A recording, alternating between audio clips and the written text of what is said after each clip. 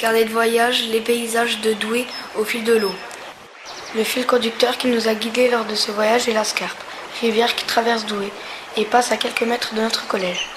Cet ouvrage regroupe différents travaux de poésie, d'histoire, de géographie, de mathématiques, de sciences, d'art plastique, de musique et d'anglais. Et voici quelques pages.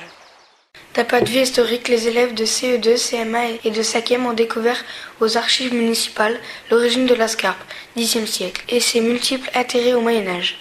Protéger la ville, faire tourner les moulins, fournir de l'eau aux tanneurs et aux teinturiers et surtout permettre la navigation commerciale. Les élèves de primaire ont réalisé des monogrammes et des dessins, ceux du collège des affiches. Nous avons eu le plaisir de naviguer sur la Scarpe et de passer notamment sous le pont qui abrita Vidocq durant 3 jours lors de son évasion.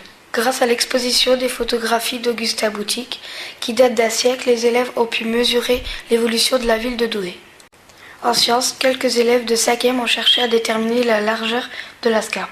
Ils ont pris des mesures sur les rives et ont pu appliquer des propriétés géométriques du triangle, isocèle et des angles.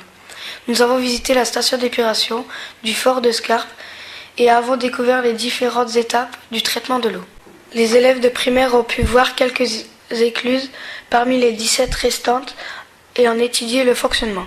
La Scarpe passant juste derrière une des écoles du réseau, les élèves de CP-CE1 en ont profité pour étudier les saisons, couleurs, odeurs, bruit, température.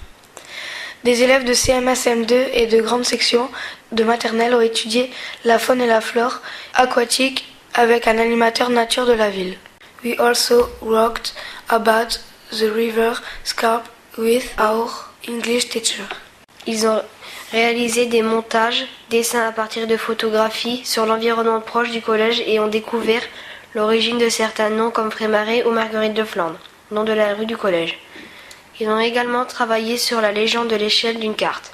De nombreux élèves de primaire ont observé et étudié les péniches qui circulent sur le canal de déviation de la Scarpe. Certains ont visité l'exposition de la batellerie à la Hall-aux-Draps, d'autres ont pu écouter un batelier à la retraite expliquer son métier. Les parents d'Eva, une des élèves de Clis, sont d'ailleurs bateliers. Avec leur professeur d'éducation musicale, chacune des 3 classes de 5e a réécrit les paroles de la chanson de Vanessa Paradis et aime la Seine. Des vieux bâtiments, au fil de l'eau, la Scarpe, la Scarpe, la Scarpe. Traversant Douai, pour rejoindre l'Escaut, la Scarpe, la Scarpe, la Scarpe. Des élèves de nombreuses classes ont écrit des poèmes, haïkus ou acrostiches sur le thème de la Scarpe et des rues de Douai, dont certains ont été mis en valeur sur des toiles réalisées par des élèves de petite et moyenne section de maternelle.